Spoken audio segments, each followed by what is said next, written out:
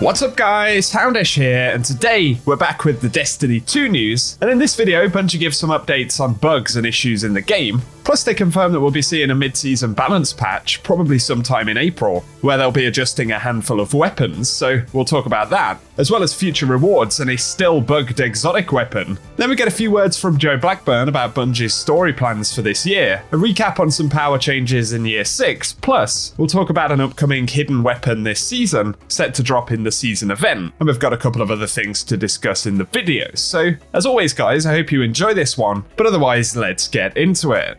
First up, we did have a pretty big week in the season story. No spoiler alerts in this video, but a lot of players have been discussing what happened following the story this week, so be sure to check that out if you haven't already in-game. But next, a few updates from Bungie here, and they say, we've resolved an issue where the secret chest in the Root of Nightmares raid was not providing a guaranteed deep sight weapon, so those are now dropping as intended. And if you experienced the issue yesterday where Iron Banner's Pinnacle Challenge wasn't available, Bungie Help have said that one has also been fixed.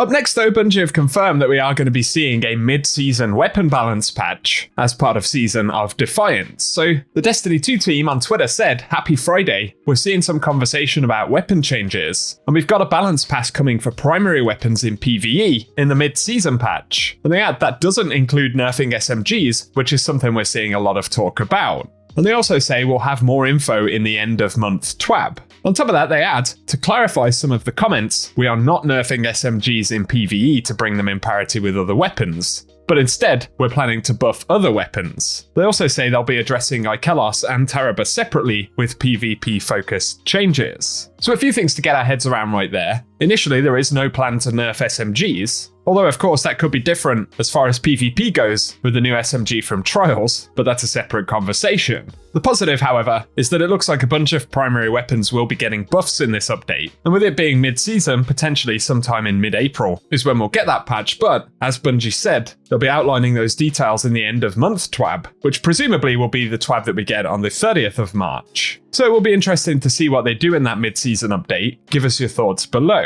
Next though, D2 team also said, Trials players, if you're missing out on the Immortal Adept SMG this week, you'll have one more chance to pick it up in the final week of Trials this season. But for the base version, check out rank 10 of Saint 14's Reputation track, and you'll be able to focus the SMG any time after unlocking this. Additionally though, they say, in week 5, which is next week, it'll be the last opportunity to earn the Whistler's Whim Adept Bow before it's retired from rotation, so get those Adept rolls while you can. And again, the base version will be available via Legacy focusing starting in Season of the Deep. So a couple of updates for Trials loot right there. And moving on, speaking of busted exotics, it looks like the Winterbite is still doing something unintended in terms of damage. And randomly, players are still taking absolute chunks off of boss's health by using multiple Winterbite exotics at a time.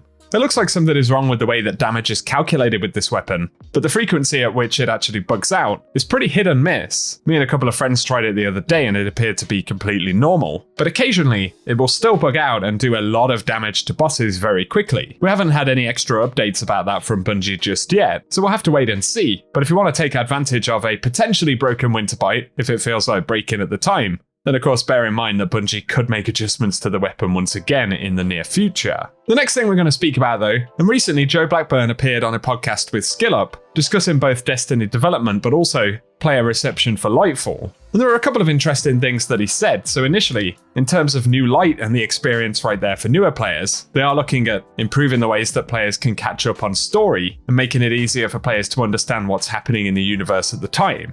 But they also discussed on the subject of the Lightfall story, the Veil, and the lack of information that we got about it in the season. And he said that they are focused on delivering more info about the Veil in the game itself. But again, that this will be done throughout the course of this year. Joe Blackburn said if we ever have a situation where players are like, this thing is in the game and I want to learn more about it, it's a situation that Destiny has been in before, and they want to avoid it having to be explained outside of the game in YouTube videos or things like that. And he adds what we're really focused on right now is that we have a few elements that people need to know more about, and so they want to get that knowledge into the game and into this place where it doesn't happen 6 months later when you end up watching a YouTube video to find out what it is. And SkillUp asked, will we learn more about the Veil sooner rather than later in game? And Joe Blackburn simply said, yep. And as Bungie have outlined, there will be some new quest content next season available for Lightfall players that'll teach us more about exactly what the Veil is. But on the subject of the rocky reception around Lightfall's story, Joe Blackburn said they're considering how they can improve the story for Final Shape. And that's both in terms of avoiding some of the mistakes that they made with Lightfall, but also ensuring that they have a plan for how they'll answer a bunch of narrative questions left beyond Lightfall. And he said that they're taking on board the feedback that they're seeing and attempting to apply that in improving on a bunch of elements and answering those questions in the upcoming season story for Year 6 and the Final Shape itself. And it describes that Final Shape story as super important because they want to close off the chapter of the Pyramid versus the Traveler, and they want to make sure that the conclusion for that is a satisfying one. And he additionally said the story beyond the Final Shape will be a surprising one for players. So lots of teasing right there, no absolutely direct answers, but I think Bungie definitely understand that they need to improve on some of the stuff from this year. And they also indicate that they understand the scale of the task in correctly delivering the story for Final Shape. So we'll simply have to wait and see, but be sure to give us your thoughts below. One other quick thing on the subject of Season of the Deep though, something I missed in my recent recap for Season 21, but Bungie had recently said, you may have noticed we've been experimenting a lot with our power settings over the last few seasons. And they said some of the future tweaks may be found in our back end with little transparency, while others will be front and center. And for example, when Lightfall launches, there'll be a power climb similar to Witch Queen, but later in Season of the Deep, we don't plan to raise the power or pinnacle cap whatsoever. So essentially, Season of the Deep is going to have the same power caps that Lightfall has right now, and there won't be a specific focus on increasing power requirements for that content. So outside of upcoming tougher content this season, like Grandmasters or the Master Raid, there really is no rush to acquire power level, as the caps are pretty much going to be the same until August of this year. So just something to bear in mind there, and let us know your thoughts about it down below. The last thing I wanted to touch on right here though, is a supposed upcoming secret weapon for the Guardian Games event, which will kick off I believe on the 2nd of May. And this is via Destiny 2 leaks on Twitter, so a mild spoiler alert is necessary right here, and of course, with this being leaked content, take it with a pinch of salt, but they said we'll get an upcoming Guardian Games scout rifle. They also added it might be an exotic since it was apparently listed as one. But we can see the icon for the scout rifle right here. It has those Guardian Games colours as well. And it's the same scout rifle model as Hung Jury, or even the Talok from back in Destiny 1, which was the Warlock specific exotic. So an Omolon scout rifle coming up for Guardian Games. And it makes sense as Bungie do tend to add new weapons for events. So I'm fairly sure that we probably will get this scout rifle for the event this year, but whether it's an exotic is something we'll simply have to wait and find out. Let us know what you think about it down below though, and anything you'd love to see from a new scout rifle in the game.